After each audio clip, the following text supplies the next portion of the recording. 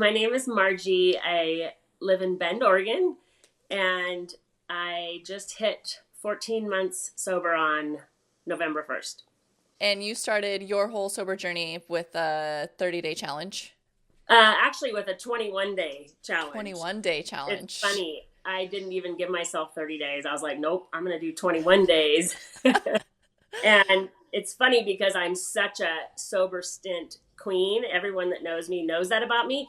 And I've done a million rounds of Whole 30, which means you give up alcohol for 30 days as well as other things. And I was a Whole 30 coach when they had the program. So I'm a big fan of sober stints. I've always been. And I think I went, the longest I went without being pregnant was 100 days. And then my dad died on day 100. And Oh no. I was like, I'm from a big Catholic Irish family. We got to drink. So that Yeah. kind of ended that. But this time around, it was September 1st after a summer of fun and probably drinking every day in August. I was trying to like moderate it and get a few sober days in there, but it was hard. Like I could not work it in. So I finally just said September 1st is coming up. I had just started CrossFit at the age Oh. of at the age of 58. So you can You're imagine, 58? yeah, I you did can not know that. how hard that would be. It's hard enough for a young 30-year-old, but CrossFit is hard AF. Yeah. And so I had started CrossFit in June, but I continued to drink. And I just was like, oh, I just can't drink the night before. So I can still drink on the weekends, but I can't drink before I go to CrossFit. So in September, I committed to doing CrossFit regularly 2 times a week and to just not drink and see if it helped matters. And that's when it all started. And I never went back to drinking.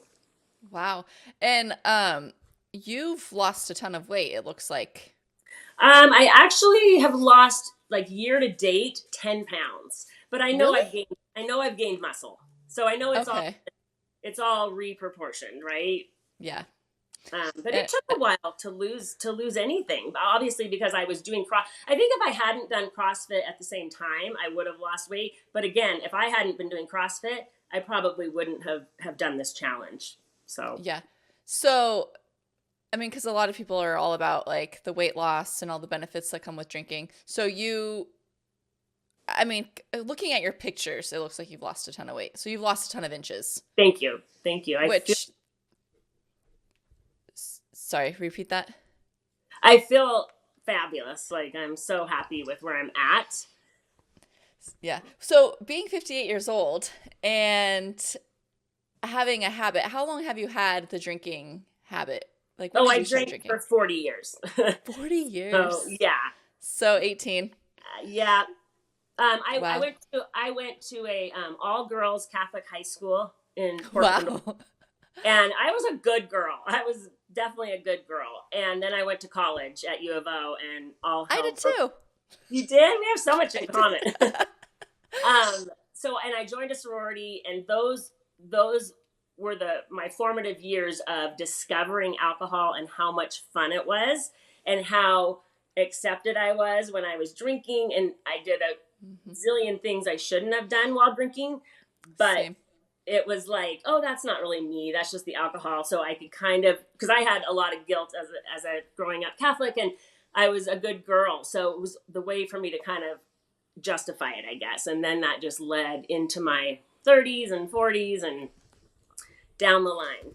So, a fun fact, I mean, I'm sure you know this. So, Animal House was actually Yes. recorded there, and I actually dormed in the same on the same floor, or in the Oh, same at least dorm that that was all like taking place. yeah, that the girls' dorm, or I think it was, or Yeah. yeah, And they were like, you guys are just like Animal House. That's how stupid crazy that like university is. Like I we were know. insane. It was just all about parties. So I get it, college life. So your college life transpired decades of drinking. Yes, started decades of drinking for sure. Wow. And did it ever cause any major issues in your life? I was lucky, and I've never had a rock bottom. For me, the biggest issue with me and drinking is my tongue. the things that I would say, the things that and most of the time it was family members that took the brunt of it. The same. It's like truth serum, right? Yeah. And I got to the point last September where I'm like, I can't trust myself. And I say stuff all the time. And a lot of times it was obviously to people that I really care about. So luckily they had to forgive me. But I started noticing that I just had no control over my words. And I hated that. So I never got a DUI. I had fake ID in college and got it taken away. But at the time, I think it was like a $300 fine. That was like nothing. Like it wasn't a lesson. And the worst thing that happened to me with drinking is when I was 19, I was at a party and I left with somebody, and then I had to go to the bathroom. And so I ran through this field to go to the bathroom, and I ran through a barbed wire fence, and Oh my God. my leg was like sliced open. But the crazy thing was I went back to I had been drinking Everclear, I believe, like fruit soaked in Everclear. Oh. And I went back to the party, and my friends, first of all, were like, saw blood dripping down me. We're like, what the hell happened? And I'm like, it's not as bad as it looks. And so they basically wrapped my leg in a towel and put me to bed. No stitches. I should have had stitches. And I'm sure I had, it could have been so much worse. But the next morning when I woke up, I was like, what? Why do I have this towel? It was crazy. I went to work. I worked at Baskin Robbins all through high school. So this was like a summer, probably the summer after my senior year. And I went to work and I had like this short little dress on because I was a rule follower. Like I still went to work the next day. And I went up to my boss and said, hey, I think I might need to go get a tetanus shot. And he's like, why? And I said, well, I had a little run in last night and I lifted up my skirt, and he goes, you need to go now. It was all swollen. It was scabbed over. So they couldn't stitch it because it was too late. But I did, in fact, get a tetanus shot. And thank God. I still have the scar. It's my only, I don't have tattoos. And I'm always like, this scar is everything to me. Like, it's just, but that still didn't click to me that alcohol was bad. Yeah. So have you, in your relationship, does your husband drink? He does not drink much. So I honestly have not harped on him to quit because it's never been an issue. He can have a half a beer. He can open a half a beer and not even finish it, or a full beer.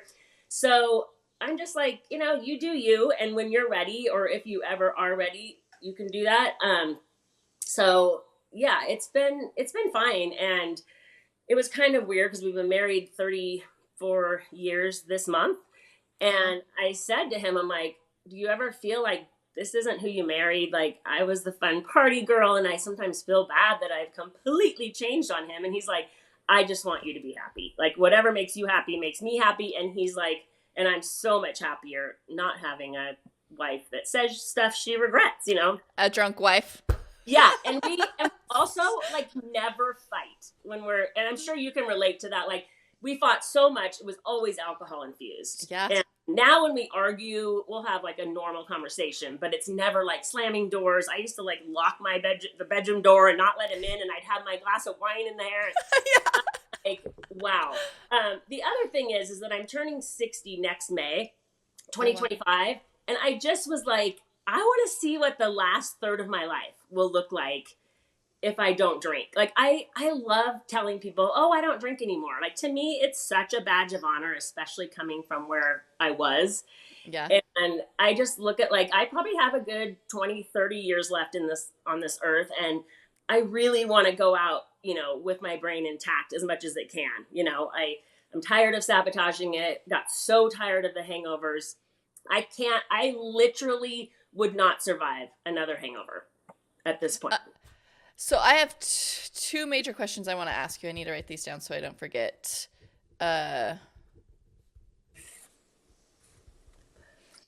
So a lot of people ask me if I could have quit drinking if my husband didn't quit drinking. But my husband quit drinking before I quit drinking by 2 months. And it was rocky. And it was I was mad at him for not drinking, but he was mad at me for drinking. But I don't know how to answer the question to people when they ask, could you have done it if your husband didn't do it? But it sounds like our husbands are very similar with drinking. Like my husband could, well, he had his stints, but he could take it or leave it. It Yeah. wasn't it wasn't his personality. But what are your thoughts on how do you how could you tell somebody how you deal with your husband still drinking once in a while you're on your sober journey? I firmly believe that we cannot change anybody but ourselves. The Right. desire to quit drinking has got to come from within or it won't last. And so I just know that. And also his drinking has never caused us problems. Like the kids, we have two kids and they'll joke about like we've never seen dad drunk, but we've seen mom drunk more times than we can count, you know? So and actually I've only seen him maybe drunk a couple of times in the 34 years we've been married. And I mean, he could not say the same for me. One of the things that really hit me at the end was, so I remember I remember my last night of drinking. It was a Coors Light. That was all I had because I was starting this the next day. But the prior Monday, we had gone out to dinner with my sister and her husband, and my mouth was flapping. I had probably two glasses of wine and two bottles of wine and Oh. a couple of Cosmos at dinner. And I just was sassy and rude and quite frankly, just awful. So the next morning when I woke up, he's never been more mad at me. I've never felt worse because it was coupled with a terrible hangover and his just disgust in me. And he's like, It's such a heavy feeling when you wake "Oh, up and it's you're the like, and worst." doom, and you're like, oh my gosh, what did I do? He's so pissed off at me. Like, I don't even know, like, what do I do? It was the worst. It's the worst pit in your stomach. And like I said, like that was my last hangover that Tuesday morning. And then I did have a couple more drinks that week, but I knew I was quitting on Friday.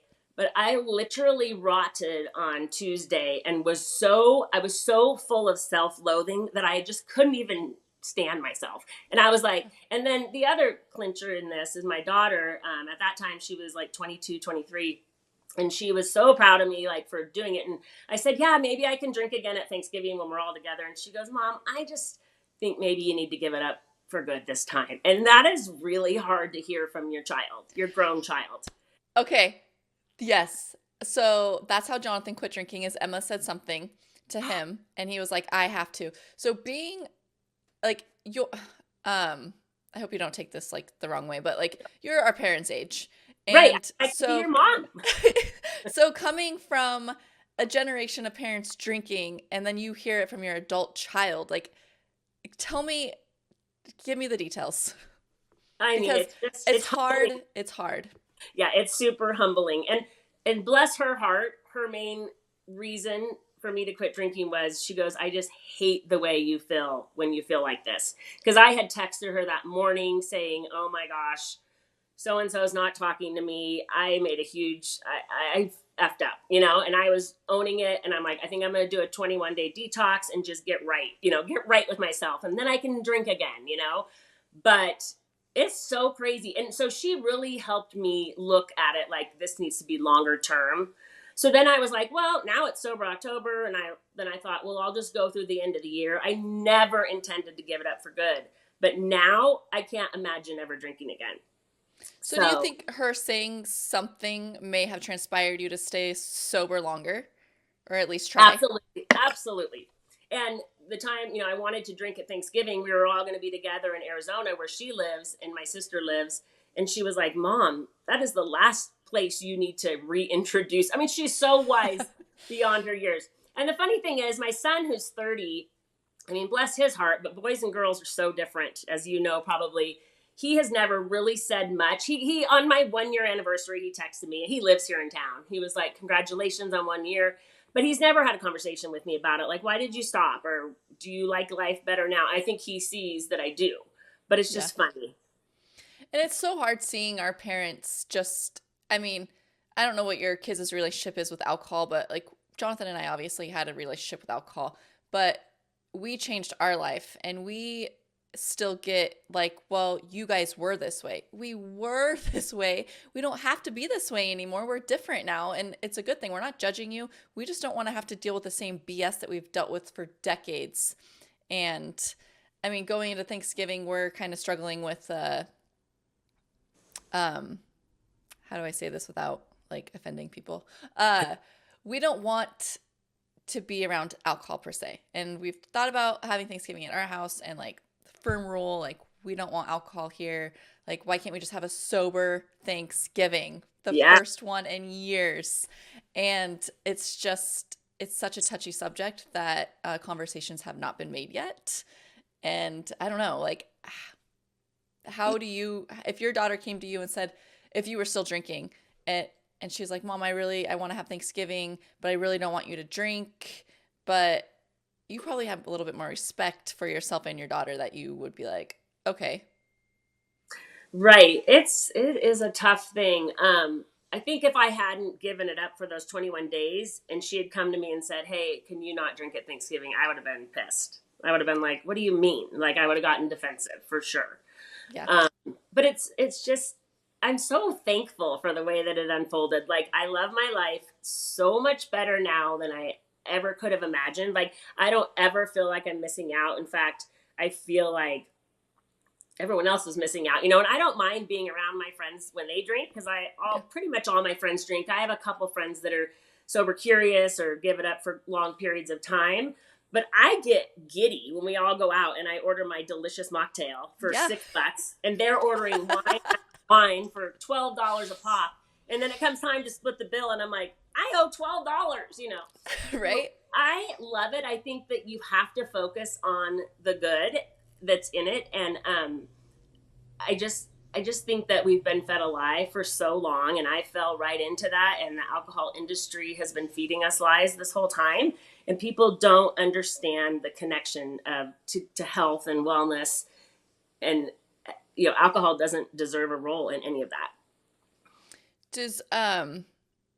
So I see a lot of comments, and I talk to a lot of people, and they say that your generation, like the younger generation, apparently can break habits quicker or better because we haven't been doing it for years.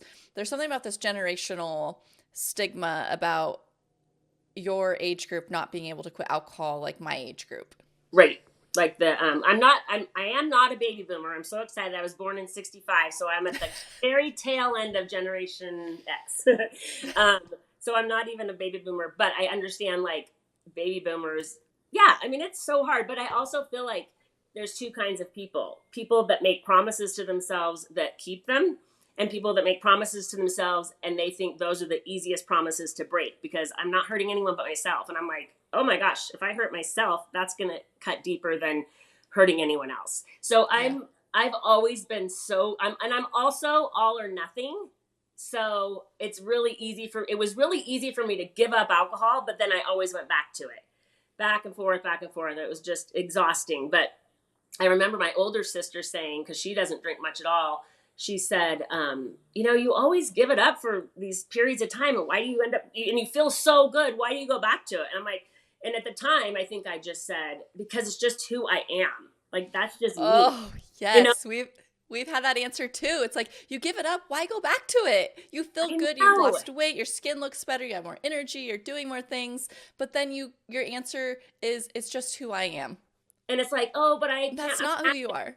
Yeah. It's like, I can't imagine living without it. And now, honestly, I can't imagine living with it.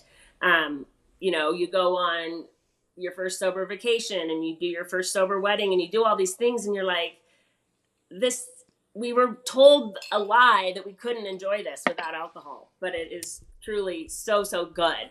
And it's funny because as I turn 60 next year, I'm like, I love that I got to reinvent myself at the age of 59. And like, I'm now somebody that like prioritizes working out. I joined a new gym. I'm not doing CrossFit anymore. It's way too intense.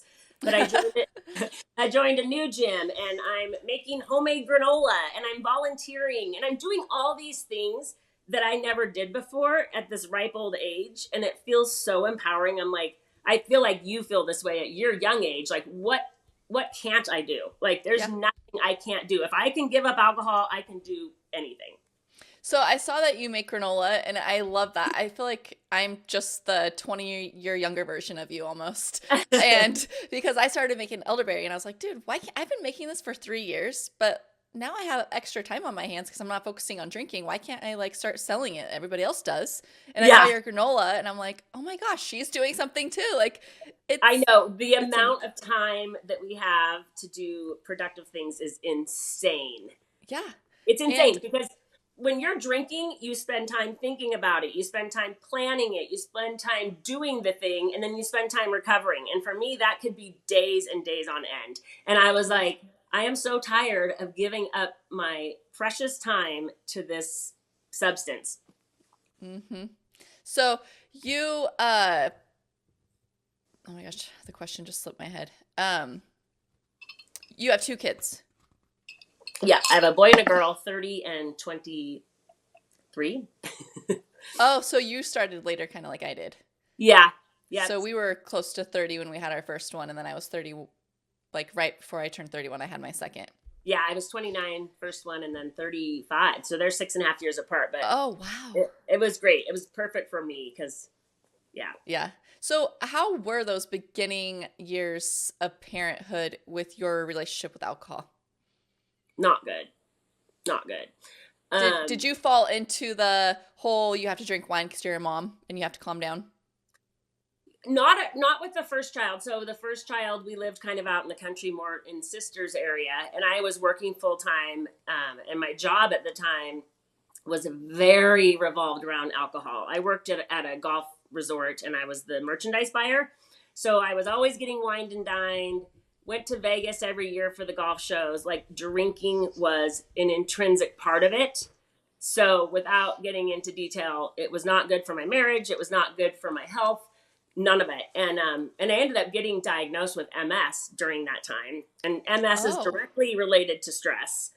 And so it was weird. My son was 4 years old when I got diagnosed. And so that was a different time. But then when my daughter was born, we had moved to this neighborhood and it was full of stay-at-home moms. And what we did to survive was start drinking at 3 p.m. Yeah. So yeah, we'd be sitting out on the front lawn in lawn chairs while the kids ran around, and the husbands would come home from work, and we'd all be shit faced, and we'd have wine nights and all the things. So I feel like the drinking really amped up with my second child and with my newfound friends, who I still am friends with today, but it just is the way it is. Have any of your friend dynamics changed? It's funny. Not really. I've had more trouble with family than friends. Um, Oh, Only because, like I I said, get that. I come from an Irish Catholic family, and we love our drinks. And my grandmothers both drank and loved it, and it worked for them. And but actually, my parents didn't drink a lot, so that's interesting too. My mom was headed in the direction of having a drinking problem, and she quit cold turkey. Good for her. So, um, anyway, it's just like my family has known me the longest, right? And it's hard to change your identity and to change who you are. But for the most part, I've had positive things. It's just me. It's more me trying to navigate like a sister's weekend without alcohol, where I did do that in June, but I made some mistakes along the way. I was overly protective and I was probably snarky in that. And so I learned a Yeah. lot from that, and I just go forward. I need to write these down when they pop into my head. I know. So, I guess we have navigated family and friends differently. Like, I feel like our family hasn't quite understood what we're doing.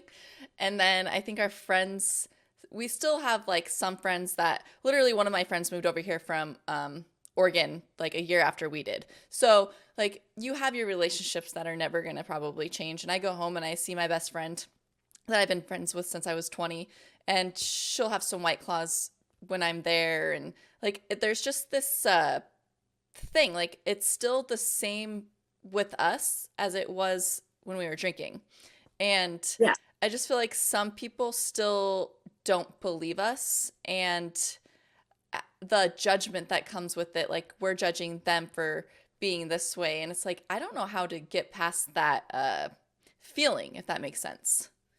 Yeah, I know. And I hate saying this, but like it is really hard to not be like I am not better than you, but I've got it figured out. Like, Yeah. life is so much better on the other side. But again, you can't tell people that. They have to experience it. So it's hard because you want that. You want other people to experience that feeling, but you're up against this brick wall when it comes to their, talking to them about drinking. Yeah. So I know this is off topic, but kind of not off topic. I really want to understand your MS journey.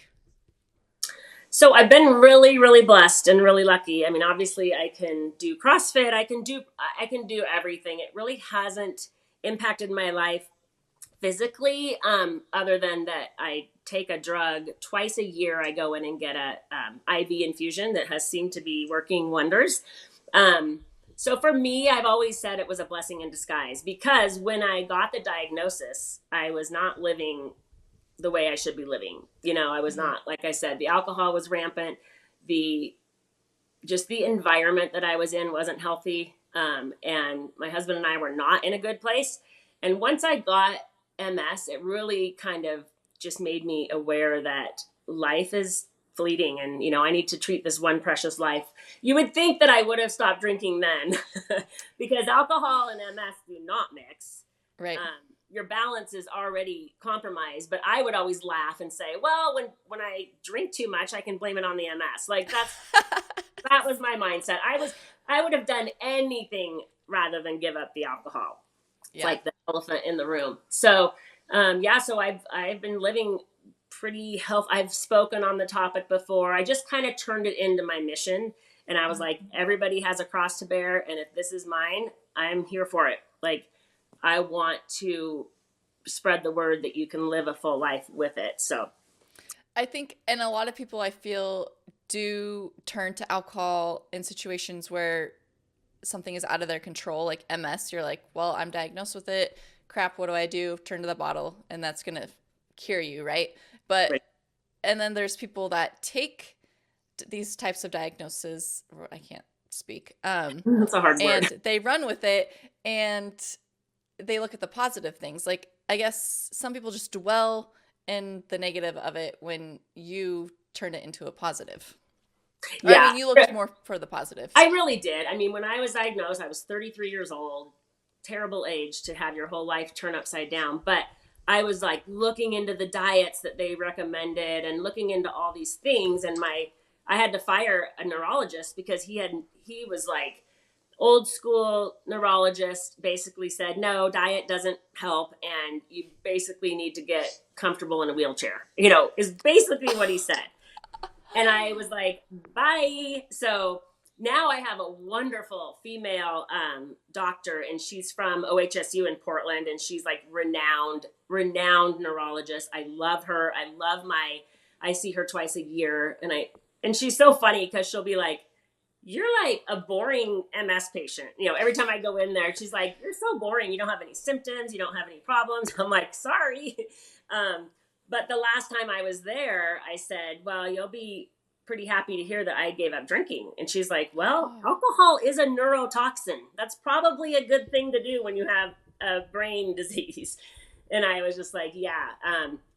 And then my other doctor, my primary doctor in May, was just blown away by A, the weight that I had lost, and B, my cholesterol level had dropped so much and my numbers were just so good. And she's like, wow, you are kicking ass, basically is what she said. And I love going to the doctor now. I'm a poster child, for Yeah, and we don't have to lie about how many drinks do you have. No. Oh my gosh, that sheet, every time I go, I take a picture of it because it cracks me up that it says, have you had more than 3 or 4 drinks in one day this year or 0 days? Like, there's no in between. It's not like, I'm like, are you kidding me? That's binge drinking. If you have had one day this year of more than 4 drinks, that was like a normal day. I Right? love not having to lie. It's so good. Yeah. What were the symptoms that made you start getting checked for MS? My whole right side went numb. So it was really weird. I couldn't write because I'm right-handed. Couldn't tie my son's shoes. You can't tie a shoe with one hand. So I had to like get Velcro shoes for him. And But just like, it was really weird. But I was thinking when I was pregnant with him, I'm sure I had symptoms before I got diagnosed. My face went numb when I was pregnant with him, the right side, but I just said, oh, it's probably the baby sitting on a nerve, or, kind of justified it. So then Yeah. I really didn't get into the doctor until 4 years later. And I first started by a naturopath. I went to a naturopath hoping that he could just give me some, tinctures. And then he was like, we probably should do an MRI. And MRIs and blood tests are really the way to say a diagnosis. Yeah. The other little caveat is that my mom had Alzheimer's. So she was in memory care for 4 years before she passed away in 2020. And again, it's like, why am I sabotaging my brain cells that I do have? And that's now my mission in life, is like to protect my brain and to tell people that alcohol kills the brain. It is terrifying what it does to our brain. And I always said I have mom brain because I cannot retain information. And I don't know when that started, well, it started with my first pregnancy. But then I've always just blamed it on mom brain. And I'm like, maybe the alcohol finally had caught up with me by the time I was 28 years old. And because how much I was drinking. And then it literally is mom brain, but it's actually like alcohol brain. So Yeah. I am still working on recovering my brain. Apparently it takes like 1 to 2 years, depending on how heavy you drink. I don't know. So Right. you have a lot against you I with, know. So many, MS and your mom. right? So I'm like, I don't need to add to that. And that's what fuels my sobriety for sure, is how happy my brain is. And so since you quit drinking, have you noticed any difference with your MS? I mean, I guess like some people have some people will sulk and be like, "Oh, I have MS. I can't do anything." You know what I mean? Like the victim mentality. But like, have you noticed that your overall MS has actually gotten better since you quit drinking? Yeah. And I am, again, very fortunate that mine is the relapsing remitting type. A lot of people have it a lot worse. Progressive, like Christina Applegate, she's not doing well. She's uses a cane and all of that. And people, especially my close friends, will be like, I forget that you have MS. And I'm like, I know, that's my whole goal in life. Like, I will tell people, I don't hide it, but I don't walk around with a sign saying, treat me differently, I have MS. And so, yeah, I've definitely, there's nothing I can't do. I hike mountains. Like I said, did CrossFit. I was box jumping up on boxes. Like, I have full use of all of my faculties, which I'm so thankful. Yeah. And again, I feel like that's like, I owe it to myself even more than to treat my body right, because it has served me well through this. Wow. Sorry. I guess maybe I missed that memo of having MS. And I bring it up because, obviously it's a disease, but one of my friends has just gone through the whole thing of figuring out if she has MS or not, because she had a lot of weird symptoms happening and started with pregnancy. And so all these things say she has MS, but I don't know if they actually like gave her a diagnosis yet or not. She's getting a full hysterectomy this month. Does she live in the Pacific Northwest? Yeah. She grew up in California, lived in Oregon, now she lives here. Yeah, because there's a huge link to MS and vitamin D deficiency. And they say, like, if you were to look at a map in the places that are more temperate climates, like Oregon, Washington, there's a lot more cases than there are in, say, Arizona. So I do take vitamin D now, and I think my vitamin D levels are good. But growing up in Portland, it was cloudy. We would wear we didn't wear sunscreen, but back then. Wait, I didn't wear sunscreen back then either. We wore baby oil. Exactly.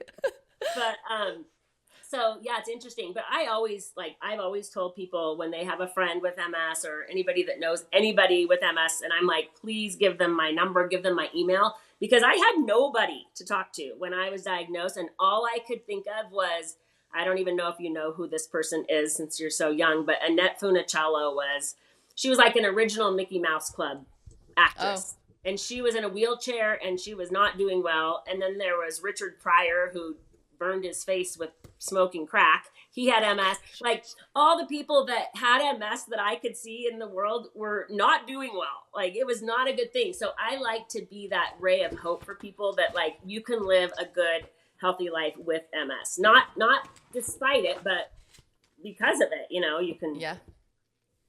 So. Well, I really appreciate you sharing that MS journey. I mean, I'm sure there's a lot more we could talk about on that. So you're officially 14 months sober. You've lost weight, and your journey started with a 21-day challenge, and now you're all about mocktails. Yes. I love it. Because so many people are like, well, why do you need a mocktail if you quit drinking? It's like, it's still fun. Like, it's a ritual. We just take the alcohol out of it. We can still enjoy life just as much with a mocktail, and it's fun to go out for happy hour. And my drinks are $9 versus $18 now, and I still can have a good time. Like last night, you shared that one with me, and I was like, dude, I have the ingredients. I'm making it. I know. I was so happy. Sleepy Girl mocktail is so good. Yeah, it's so crazy. I'm a big fan of romanticizing my life. I've always been that way. Well, probably since Instagram, since I heard the term. But I'm all about, like, we have romanticized drinking for far too long. And so I'm going to romanticize sobriety. And I mean, that's in my bio on Instagram, because there's so much to romanticize about it. Like, it's truly the thing that should be romanticized. Yeah. And so I do mocktails every night. My husband loves them. Like, again, he does not drink nightly. I could probably count on one hand how many times he's drank during the last 14 months. Honestly, he is so happy to go without it, and a lot of times when he does drink, he prefers like a shot of whiskey and maybe a beer. When he drinks, he gets these insane headaches and nausea like overnight. Like, he'll wake up in the morning and be like, I had another one of those episodes. I'm like, dude, it's directly related to alcohol. So he doesn't drink very much. He loves the mocktails. I just love it. And there's a couple bars in town right now that have just opened up that are mocktail bars. And this one is so great. It's at a hotel. They do have alcohol, but they're mocktails first. And you have to add the alcohol if you want it. Okay. Which I think is so brilliant. What are the names of these bars? Because I actually have, obviously I'm from Oregon, so I have a lot of people. Yeah. What are the names of them? That one is called Hosmer Bar, so it's named after Hosmer Lake, and it's at Waypoint Hotel in Bend on the main drag. And then this other one just opened up that is so cool. It's a coffee shop during the day, and the gal is leasing the space, I believe, from 3 p.m. to like 11 p.m. And she's turned it into a non-alcohol lounge. And it is like the grooviest, swankiest, coolest place, but there's not a drop of alcohol in there. Really expensive craft mocktails, which I'm fine with paying $14 if I'm just having the one and I'm going to make it last all night. They have charcuterie boards and they bring in live music. That one is called the Dez, D-E-Z, because we live in the high desert. And I just think that that's going to be the wave of the future for sure. I love that. And sometimes we drive through Sisters and Bend, sometimes either on the way home or on the way there. Not both routes, if that makes sense. I don't know. But we always stop at Three Creeks Brewery. Yeah. That's just been our tradition. I love their nachos. Oh, yeah. So, sure. I mean, I'm all about brewery food. Like, you will not keep me out of a brewery just because there's beer in there. Like, I mean, I don't need the beer. I need the food. I know. But and this, I thought about this earlier when you said your friend and her White Claws. How happy are you that you don't ever have to frickin' drink a White Claw again? Those things are disgusting. Like, I was always like, if that was the only thing in the cooler, I'd be like, fine. But they tasted like nothing. They were horrible. Like, now I drink things and they actually taste good. I'm like, I never have to drink another one. And then they came out with NA versions of White Claw. I'm like, why? I died. I was like, why are you spending $17 on a whatever pack? And you can just go right down to the soda aisle and grab like club soda, flavored club soda. Oh, I know. It's like, no. I had to actually stop drinking White Claws because I reacted to them. Like, I could have two and my face would get hot and I would like feel like oddly buzzed. I don't know if it was just all the chemicals in them or what, but I was like, dude, I'm just going to go buy flavored bubbly water and pour vodka into it Vodka. instead. There's definitely stuff in those that they don't list, like natural flavors can cover a multitude of bad things. Yeah, and so Jonathan still drank those because he had stomach issues, but I was like, dude, I'm just gonna drink. I'll get you White Claw and I'll get me beer, and that was what we did for so long. And when people say they drink just White Claws, and I'm like, I don't know how you do it. It's absolutely No, disgusting, and it's not healthier. no, but somehow they think it's like a sparkling water. Yeah, Go it's get weird. a dang sparkling water and tell me how much better it tastes. Put some fresh fruit in Right, it. I don't know. right. My two drinks of choice were red wine, which it Same. doesn't even sound good anymore, and I hated like the red teeth and the red lips from it. But I got really hooked. I didn't like white wine anymore. I graduated to red wine. I thought it was way more mature. Classy. Classy, yeah. Classy. It's awful. It's so awful. And it doesn't even appeal to me now. Like, I would never want, I did actually try a red wine free version of it. I think it's called Frey, F-R-E, non-alcohol wine, the other night at that bar because they were doing a photo shoot. And I was like, oh, let me have a sip. I haven't had a single drop of wine other than church since I quit drinking. And I took a sip of it and I was like, oh, this is not working. And then my other favorite thing to do was mimosas, day drinking mimosas. But now I just pour kombucha in a champagne flute and I'm good to go. I was definitely an avid mimosa drinker. I mean, like Bloody Mary's mimosas were first thing in the morning, and it was fine because it was breakfast, right? Right. But then how bad did we feel a couple hours later? Like, it was the worst. The day drinking hangover was the absolute worst. It was. And it like actually makes my body like just cringe. And I mean, I just go into this like, how did I do that? Like my body just like was like, dude, never ever go back. And it gives me the worst feeling about alcohol when I think about it. I'm like, that's what I need. That's what everybody needs when they want to quit drinking, because like it's disgusting to me. Like, I know. And I just heard on a podcast recently that like a hangover is basically your body reacting to the alcohol leaving your body, right? So people think, oh, I'll just do the hair of the dog and drink. And he's like, do not do that. All you're doing is delaying the hangover and making it worse. Oh my gosh, camping. That's what we did all the time. You'd get wasted all day long, wake up and repeat. I know. Us too. It's terrible, terrible. So, when you first started your 21 days, how long did it take you to get through those emotions and cravings and urges? And what did you do? You know, it's so weird because I never had like physical withdrawals. And I had done so many sober stints. And I had been, I have notes and journal entries and things. I had been sober curious for years. And I would always write down how many days sober I was on a stint, or, oh, I'm on Whole30. I feel so amazing. Like Whole30 calls it tiger blood when it kicks in and you feel really good, like day 14. Oh. I think Whole30 is a great program for so many reasons, but so many people, even when I was coaching, were like, I could give up the added sugar, I could give up the legumes, but I could not go 30 days without drinking. And I'm like, well, then maybe you need to try this. But again, you can't make people do it.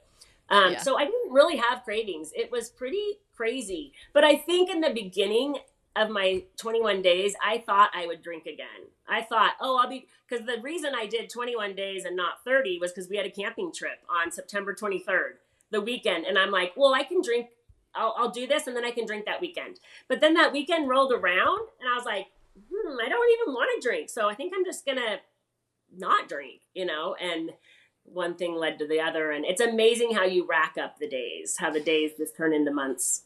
So your first camping trip sober was about the same time my first camping trip sober was. I had actually done a couple other trips sober because I was doing a Whole30 or I was doing so. Oh. But that was my first. But I wasn't a fully sober person, It was about 3 weeks into 75 hard, and it was miserable for me. I hated it. I was like, why am I doing this? I'm just going to drink. Screw doing this program. Like, whatever. But I pushed through. And I did it, and I was like, that was the best camping trip I've ever had because I didn't feel like crap after I got home, and I got all my stuff put away the same day. I know, and you know what? I told a friend of mine. I said, "Gosh, every time we would pack up to leave the campground, I'd have this like overriding sense of dread and anxiety as I know it now. But I'd be so sad when the weekend was over, and I'd just be like miserable. And now, Yeah. like when we go camping sober, I'm like, I'm ready to go home, and I'm ready to get back to my week of like fitness and mocktails at home. So it's so different when you're not drinking. How your whole mental It perspective is. changes. So camping for me was I'd come home 8 to 10 pounds full of extra water because I was drinking and eating all the things. And this time now, or now since quitting drinking, it's like I lose weight because I'm actually active Yes. and I'm not drinking and I don't pack as much food as I used to. So I'm saving money camping more than I ever imagined because I would go spend $300 at the liquor store and then at least $300 to $500 on food.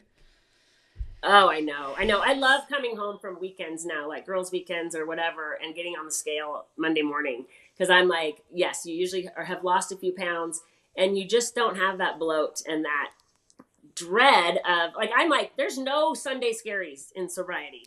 There just isn't. Like, I love Mondays and it's a fresh new week. And so it's just like, I will never go back. I will not say I'll never, ever, ever drink because I think that sets you up for problems. But like I've had people say, well, wouldn't you want to drink on your birthday or wouldn't you want to have a toast of champagne at your child's wedding? I'm like, that would be the last place I would choose to drink.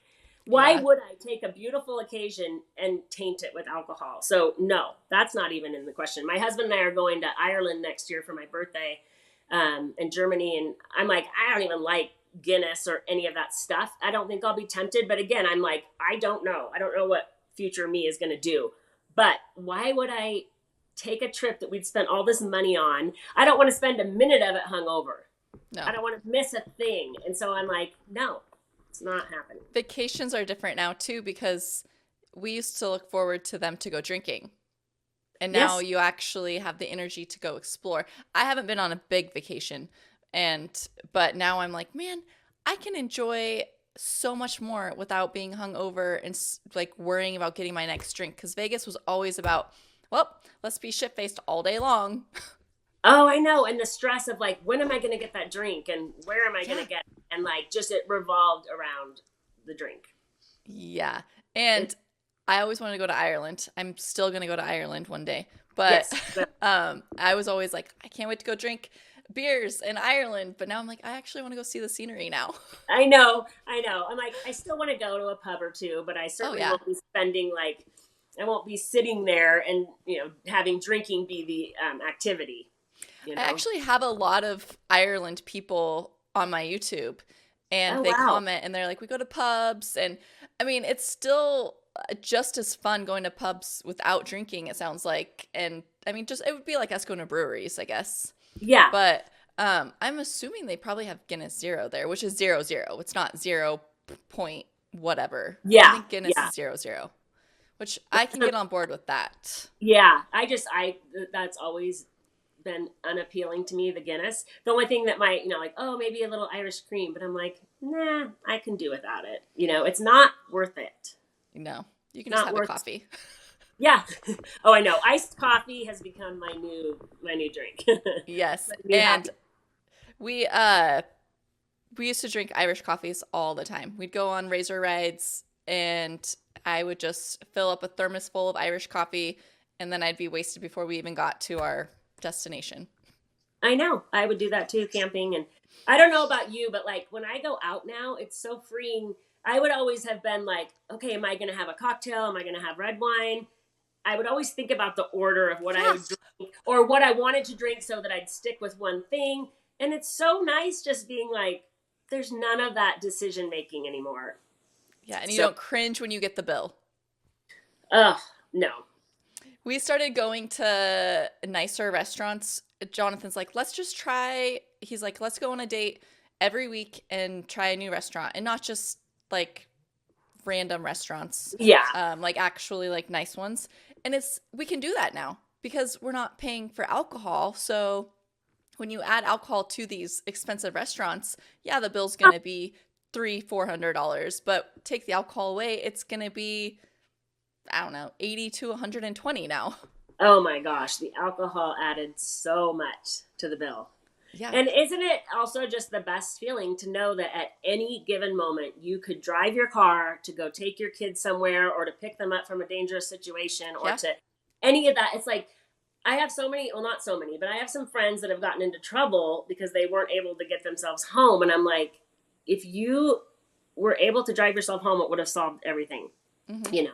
And I think about the times, I mean, I didn't really, like I said, I never had any rock bottom, and I was very cautious about drinking and driving, although I'm sure I drove buzzed many times. But I don't even like driving really. So I've told my friends, I'm like, I gave up drinking and driving, just so y'all know. And they're like, okay, but that makes it sound like you're giving up drinking and driving. I'm like, no, just two separate things. Like, even though I'm not drinking, do not count on me to be the driver all the time. So I still have my friends pick me up for things. I'll be like, I don't like driving. I don't like driving at night. I'm like, can you pick me up on the way, even though I'm fine to drive myself? But no, as a mom, it's the best feeling to know that you will never be not able to drive to get your kids. Yeah, I think about that all the time, and it's such a freeing feeling, and it actually kind of depresses me to think of all the times that I was drunk at night and the things that could have happened, and I couldn't have reacted the way that I needed to, which obviously I can't dwell on that, but moving forward, and even like for grandparents, do you have grandkids yet? No. Like even for grandparents, like them, when grandparents are drinking, like that's your child's child in your hands. Like, why are you going to drink the whole entire time that you have them? What if something happens to them?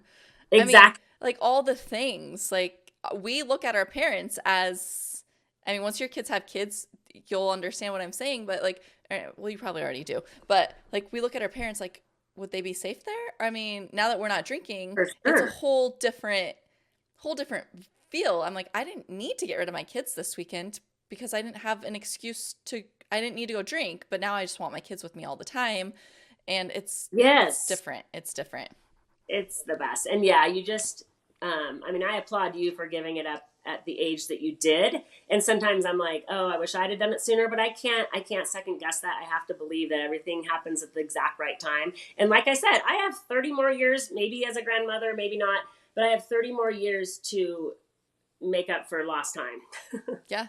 And you're very active on social media, so you're probably inspiring people to take a look at themselves as well and their relationship with alcohol, which you may never know. Some may tell you, some may not. I mean, same with me. It's like, will you quit drinking? Well, you didn't have anything to do with it. I just needed to quit drinking. Okay, I didn't have anything to do with it.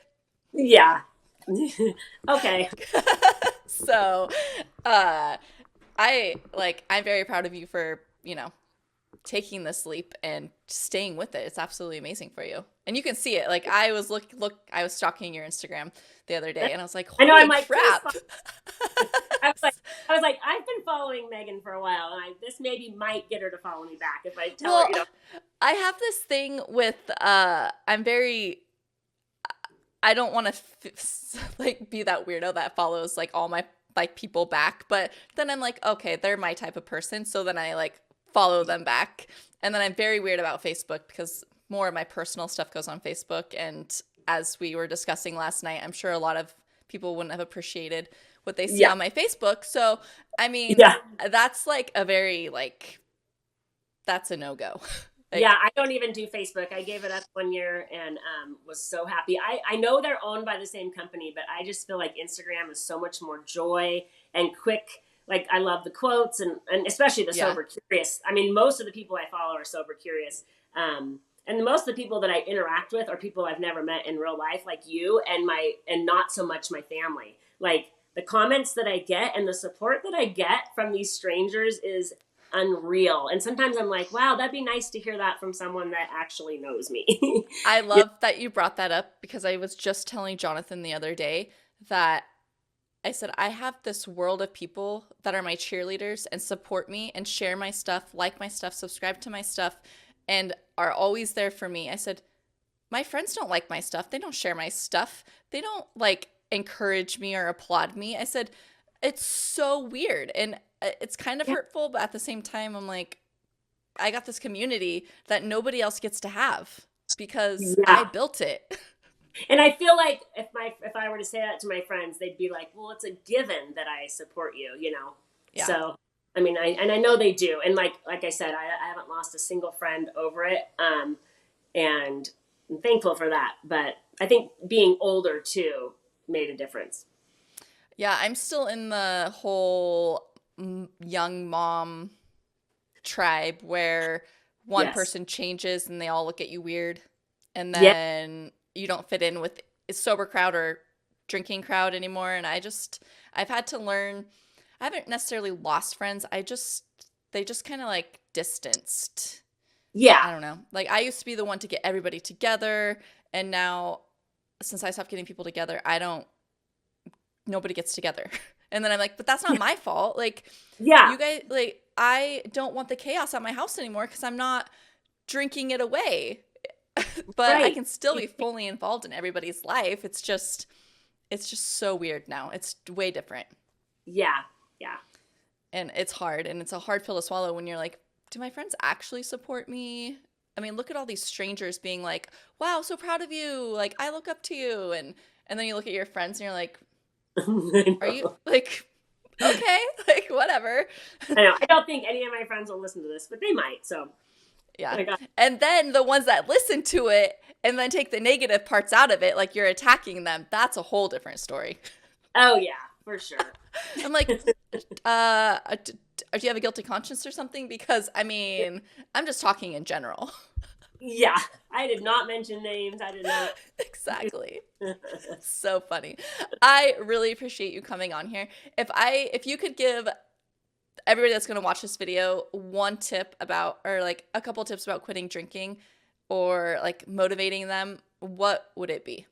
I love that question, and I have two things that I tell people all the time. The two things that changed for me this time around was number one, play the tape forward. So even when I thought that day drinking sounded fun, I'm like, how am I going to feel even in an hour? How am I going to feel? I'm going to feel sluggish. I'm not even going to have that big of a buzz, but I'm just going to feel sluggish. I'm going to want to go home and take a nap.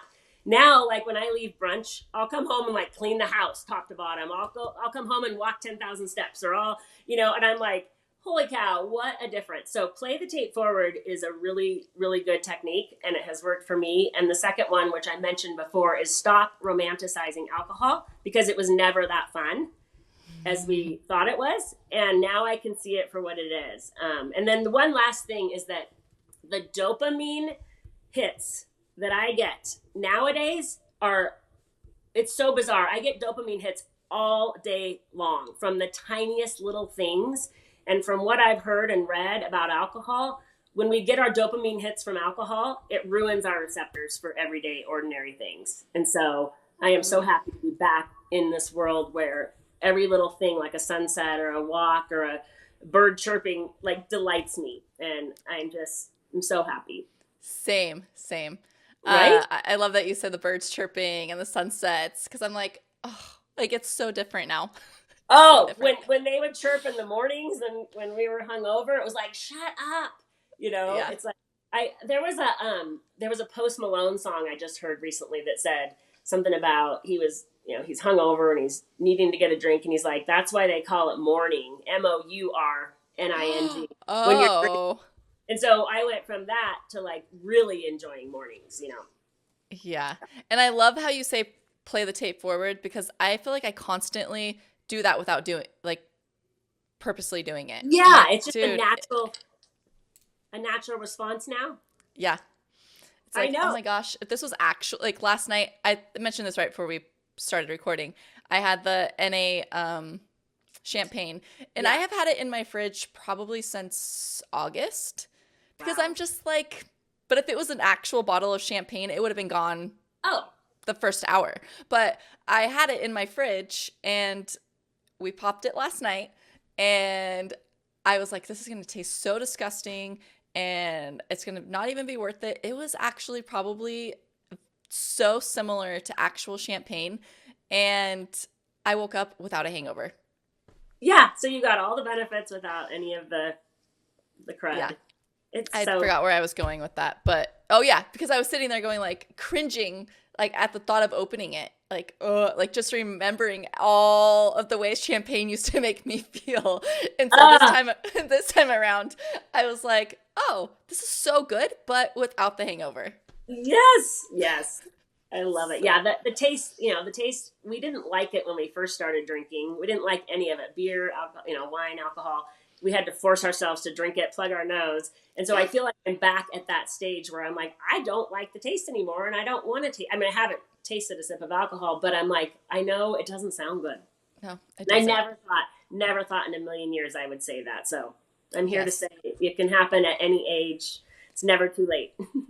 And I love that because a lot of people, I mean, I've had a variety of ages on here, but I've not had a female your age come on and Yay! share your journey yet. And I truly appreciate it because, I mean, there's a whole generation of you out there that Yes, still seeks alcohol and says that's your identity and your life is boring without it. It's like, no, your life, there's so much more to life than alcohol. Your life is boring because of alcohol. And I don't know how to yes, get that through people's brains.